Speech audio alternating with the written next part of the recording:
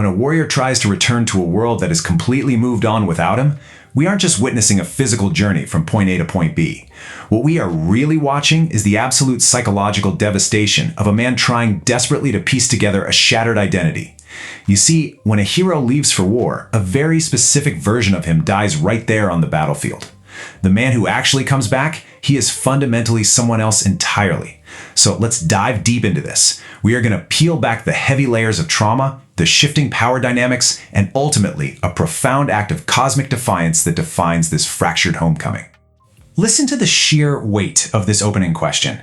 Don't you remember thunder, fire, death? This right here reveals the absolute, all-consuming trauma of war attempting to permanently define our protagonist's existence. I need you to realize that this isn't just some antagonist taunting him. No, this is the literal voice of the war itself, whispering directly into his ear, demanding that he abandon any foolish illusion of peace. The battlefield absolutely refuses to let him go, violently dragging his mind back to the very carnage he is so desperately trying to escape. These three specific words, thunder, fire, death, they represent a psychological scarring so incredibly deep that it makes the very concept of peace feel entirely alien to him. Thunder is the deafening, unpredictable chaos. Fire is the absolute, unyielding destruction. And death is the inescapable reality that has surrounded him for years. When trauma embeds itself this deeply into a person, their nervous system is permanently rewired for conflict. For someone carrying this kind of agonizing burden, simply being at peace actually feels dangerous. It feels like a trap. But look at how he fights back against that overwhelming darkness. I am absolutely fascinated by how he actively uses the memory of his family as a fortified mental bunker. By specifically invoking his wife, his son, and his home, he is flat out refusing to let the trauma be the final word on who he is. It is a profound, incredibly powerful pushback against the void. He is drawing a line in the sand, establishing that while his mind might be terribly scarred, his soul still remembers exactly where it belongs. Let's just pause and appreciate how this operates. This isn't just a casual daydream or simple nostalgia. This is a desperate psychological anchor tying him to a past identity, back to a time long before the blood permanently stained his hands. For a warrior lost in the absolute mental tempest of war, the idea of home is quite literally the only thing preventing total psychological disintegration. It's a vital, living survival mechanism proving to himself that he was once capable of being something entirely other than a killer. Chapter 1. A Kingdom Without a King. Now, I want to shift our focus to the physical toll of this massive absence, looking closely at Ithaca itself. Because while the king fought external wars, a highly insidious internal decay has taken root at home. Let me unpack the sheer, palpable tension in these lines. We are witnessing the exact dangerous moment when a prolonged political vacuum actively invites terrifying ambition. A kingdom without its sovereign is basically an open wound. When leadership is absent for this long, respectful waiting inevitably mutates into opportunistic plotting. The men circling the throne no longer see a sacred seat of governance. They just see a shiny prize waiting to be claimed, completely rationalizing their treason as if it's just an inevitable necessity. I want to deeply analyze how the name Odysseus here isn't just a reference to a flesh and blood man. At this point, he is a haunting, suffocating shadow looming over the usurpers. By the time the throne is actually contested, power has already changed hands in the minds of these ambitious men. The sheer mythical reputation of the returning king absolutely terrifies them. And because they are terrified, they are forced into defensive cruelty, aiming to completely eradicate any trace of the old regime just to solidify their own fragile, stolen authority. What we are really exploring here is the classic void of power. I'll tell you, this prolonged absence has bred a systemic, deeply ingrained rot within the very heart of his own home. A political vacuum actively sucks in the absolute worst elements of human nature, rolling out the red carpet for chaos and betrayal. So when the king finally does return, he isn't walking into a warm sanctuary. He is walking into intensely hostile, occupied territory. The beloved home he remembers has mutated into a literal den of vipers. Chapter 2. The Hope of a Son. Let's slowly transition to what I think is the most heartbreaking dynamic of this entire narrative. The intense, suffocating psychological burden placed upon the son who was left behind. Just listen to the desperate, almost painfully naive hope in this declaration. I want us to explore how a child, practically out of pure survival instinct, builds a mythic savior out of a father he has never truly known. To accept that his father is dead is to accept that the ruthless invaders have won, so instead, he projects all of his profound hopes for rescue onto a man who is, in stark reality, deeply battered and dangerously close to breaking completely. Let me show you the sheer, unadulterated cruelty of this response. This isn't just an insult, it is a deliberate, highly weaponized attempt to completely shatter the boy's hope. You see, the usurpers don't just want the physical throne, they want to actively destroy the psychological legacy of the king.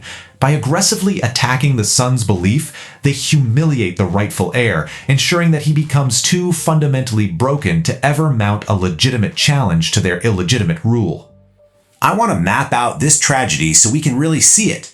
We begin with a father's sudden departure, tearing a family apart. Then we endure the vast, agonizingly empty expanse of the lost years of war. And finally, we arrive at a stranger's return. Think about how many years of pure innocence have been permanently sacrificed to the void of this conflict. The man who left and the young man who remains are effectively complete strangers, united only by a shared, desperate longing for a past that is gone forever. Chapter 3. Bringing vengeance to all. As the heavy reality of his return finally sets in, we absolutely must confront the inevitable consequence of a traumatized warrior reclaiming a stolen kingdom. And that consequence is absolute, unyielding violence. I want to dissect the chilling, unapologetic certainty in this statement.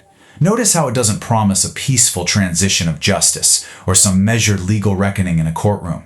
No, it promises catastrophic, bloody vengeance that will consume absolutely everyone in its path. A man whose entire adult life has been defined by slaughter cannot simply ask his enemies to politely leave. He is bringing the horrific fire and death he experienced abroad straight to the doorsteps of those who dared touch his home. Let's define this through the lens of ancient myth. I view his return not just as a weary man coming home, but as Nemesis personified. He is an inescapable force of retribution, the unstoppable karmic pendulum swinging back with brutal force to obliterate those who violated sacred laws. He is no longer just a husband or a father. He is the terrifying storm that they actively summoned by their own unmitigated greed. This brings us to the central, truly agonizing question of our entire breakdown. Is a peaceful homecoming even psychologically possible for a man whose very soul was forged in the fires of slaughter? If he has to unleash a literal ocean of blood just to reclaim his living room, can he ever genuinely sit by the fire in peace again? Reclaiming his home might simultaneously and tragically destroy the very purity he was trying so hard to save. Chapter 4. That old world is gone. Let's look at the incredibly tragic realization that the Ithaca he left simply no longer exists. I absolutely love the brutal, grounding honesty of this line. Let me explain how it violently shatters the protagonist's mental anchor. It proves once and for all that nostalgia is a highly lethal illusion. Coming face to face with the stark reality that you can never truly go home again is a devastating psychological blow. That specific, warm home he's been dreaming of no longer exists in space and time. It reveals that his imagined safety was merely a phantom keeping his feet moving. We need to deeply analyze this terrifying, self-fulfilling cycle. The antagonists themselves openly acknowledge that their survival now demands bloodshed, entirely trapping every single character in a fatalistic loop of extreme violence. There is no diplomatic exit ramp here. Both sides are completely locked into a horrifying choreography of murder, dictated by sheer circumstance and pride. They are all helpless prisoners to the violent rules established by this much darker world. Chapter 5. Defying the Will of Gods. Finally, I want to elevate our breakdown to the macro, cosmic level. We are looking at the ultimate, epic conflict between mortal agency and grand divine orchestration. Let's really break down this profound philosophical realization. The mortals finally recognize that the gods communicate not through empathy or reason, but through the universal, brutally honest language of human suffering. It is a stunning indictment. The gods do not operate on human morality. By inflicting immense trauma and constantly demanding blood, they force mortals to dance to a terrifying tune. Pain, unfortunately, is the only universal translator between the divine and the mortal. To truly understand the climax of this journey, we have to talk about hubris. I will explain how the narrative deliberately pushes our protagonist to the absolute psychological edge. Hubris is usually a fatal flaw, right? But here it becomes a necessary sharp tool for survival.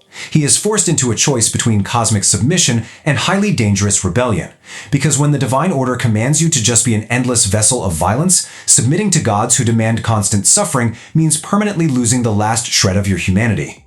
This right here is the absolute cinematic peak of the text. Let me explain why this incredibly powerful declaration is the ultimate rejection of fate. Battered by years of war, traumatized, and stripped of his kingdom, he finally snaps. He chooses human agency over divine terror, even if it brings down the literal lightning from the sky. In this one glorious, terrifying moment, he refuses to be a pawn any longer. He takes the pen and chooses to write his own ending. I will leave you with this final, haunting thought. Defiance is absolutely magnificent, but it is never, ever free. When you choose to stand up against the storm, you must be fully prepared to weather the lightning strikes that follow. What part of your own soul are you willing to sacrifice to finally stand on your own 2 feet? I urge you to really rethink the heavy, bloody toll of a hero's return, because that is the true, inescapable tragedy of reclaiming your life.